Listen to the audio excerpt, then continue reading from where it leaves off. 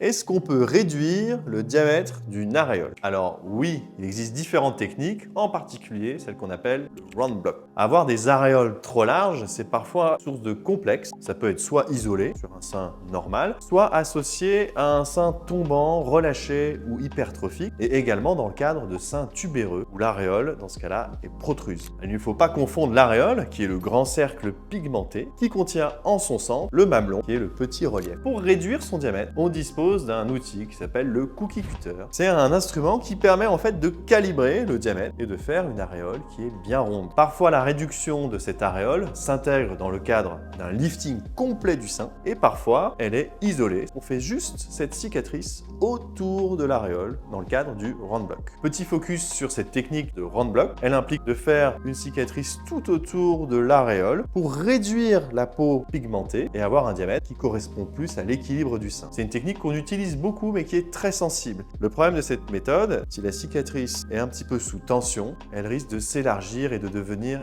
inesthétique. Du coup, un des challenges de cette chirurgie du round block, c'est d'éviter qu'il y ait de la tension. Et donc, pendant l'intervention, le chirurgien utilise des méthodes avec des fils bien serrés qui maintiennent l'aréole serrée. Et puis après, il y a des formes de pansement, il y a des consignes à la maison pour éviter d'étirer sur cette cicatrice.